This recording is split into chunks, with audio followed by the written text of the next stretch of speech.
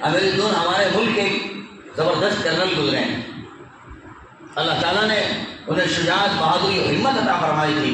جب وہ کرنل ہونے سے ریٹائر ہو گئے تو انہوں نے اپنی زندگی کو چینج کیا اور اللہ کے راستے میں انہوں نے مڑنا شروع کیا۔ چنانچہ لہیم و شہیم پگڑی باندھتے تھے۔ ایک جگہ کے بارے میں ان کو معلوم ہوا، قدر ڈینور کے بارے میں، کہ جہاں کچھ چل رہا ہے گانا بجانا، وہ پہنچے اپنے 2-4 ساتھیوں کو لے کر، دعائیں کر کے بھری محفل میں پہنچے کہ وہ ایسا عجیب موقع ہے۔ امیر الدین فرماتے ہیں کہ جب وہ وہاں جا کے گھسے تو کوئی طبلہ بجا رہا تھا، کوئی ہارمون بجا رہا تھا، کوئی ڈرم بجا رہا تھا، اور ادھر دیکھنے والوں کی بڑی تعداد اور قطار لگی ہوئی تھی۔ کہا جو لڑکی اسٹیج پر تھی وہ بالکل ننگی ناچ رہی تھی، بالکل ننگی ناچ رہی تھی، اس کے تن پر کوئی کپڑا نہیں تھا۔ کہ میں جیسے وہاں پہنچا میں نے کہا اے اللہ کے بندو، یہی کیا کر رہے ہو، آ جاؤ اللہ کی بات سن لو۔ کہا میں نے یہ جملے کہے کہ فوراً پورے مجمع پر سخت طاری ہو گیا، سناٹا چھا گیا۔ یہ نیک آدمی کہاں آیا، یہاں تو بالکل ننگا ناچ چل رہا ہے۔ کہا وہ جو رقاصہ تھی اس نے اپنے آپ کو دم سے شائع کیا، اور جو وہاں پر کپڑے پڑے ہوئے تھے سامنے اسٹیج پر جو کپڑے ہوتے ہیں سفید کا، انہوں نے اس کو اتارنا شروع کیا، اور اس کو جو پڑے ہوئے ان کو اپنے بدن پہ ادھر لپیٹا، انہیں اس نے اپنے آپ کو چھپا لیا۔ کہا میں بات کرتا گیا، دین کی سمجھاتا گیا۔ کہا اکثر لوگ شراب پی رکھی تھی، نشے میں دھت تھے، کسی کو بھی کوئی ہوش نہیں تھا۔ کہا وہ سب میری باتیں سن رہے تھے اور بس وہ ٹپ تھے، مزہ آ رہا تھا، رات کے 1-2 بجا ہوا تھا، انہیں ہوش سلیقے کا تھا نہیں۔ کہا وہ لڑکی میرے پیچھے کھڑی ہوئی باتیں سن رہی، مجھے نہیں پتا وہ پیچھے ہی چلی گئی۔ میں بات سناتا رہا کہ جب وقت گزرا انہوں نے کہا بس کرو، میں آپ کی بات سمجھ گئی ہوں۔ لڑکی بولی پیچھے سے ناچنے والی کہ میں آپ کی بات سمجھ گئی ہوں، میں سمجھ گئی ہوں آپ کی بات۔ کہ کیا سمجھیے آپ؟ کہ یہ سب غلط ہے، یہ سب غلط ہے، ہمیں اپنے مالک سے جڑنا چاہیے، اپنے رب سے جڑنا چاہیے، یہ سب غلط کر رہے ہیں، ہم معافی چاہتے ہیں، آپ ہمیں راستہ بتائیے ذرا کیا کرنا ہے۔ کہا راستہ تو یہ ہے کہ آپ کلمہ پڑھ لیجیے۔ کیا پڑھا دیجیے؟ چنانچہ نے کہا پڑھیے اشہد ان لا الہ الا اللہ و اشہد ان محمد رسول اللہ صلی اللہ علیہ وسلم۔ کلمہ پڑھا دیا۔ کہا دیکھو یہ جو ڈرم بجا رہے تھے جوان، یہ میرے شوہر ہیں، ان کو بھی آپ ذرا کلمہ پڑھا دیجیے۔ کہا ٹھیک ہے، انہوں نے بھی کلمہ پڑھ لیا۔ کہا اکثر تو بے ہوش تھے، یہی ہوش میں تھی جو ناچ رہی تھی، انہوں نے رب کا کلمہ پڑھ لیا۔ دیکھو توبہ کرنے والے کیسے توبہ کرتے ہیں۔ کا زمانہ گزر گیا، میرے دور کہتے ہیں کہ لمبا فاصلہ گزرا، مدتوں کے بعد اس کی کال آئی لڑکی کی۔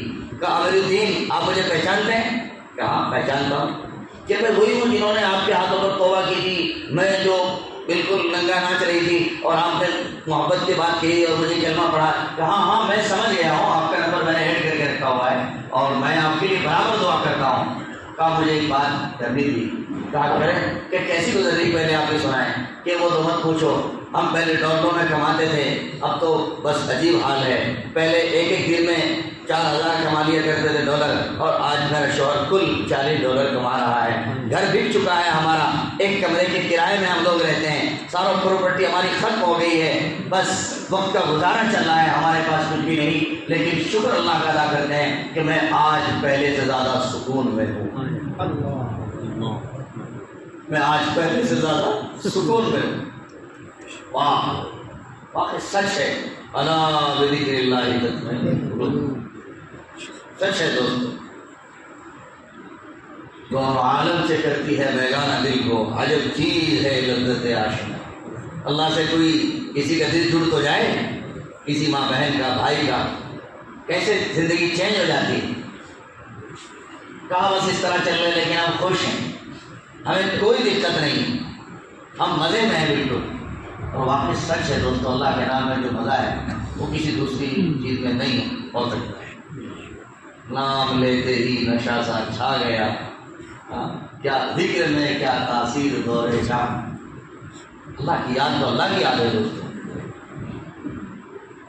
خیر کہ یہ سب باتیں ہوتی گئی، عظیم و بولی کے اگلے دن ایک بات بہت بڑا مسئلہ میرے سامنے پیش آ گیا۔ سنا کہ وہ یہ ہم بس سے سفر کر رہے تھے، گاڑی تو بک چکی ہے، کہ میں بالکل ڈرائیور کے پیچھے بیٹھی ہوئی تھی اور اچانک سے بس نے جو جمپ کیا، ایسا جھٹکا لگا کہ میرا جو کپڑا تھا وہ ذرا کلائی کے اوپر سے پھٹ گیا، اور تقریباً چوتھائی حصہ کھل گیا.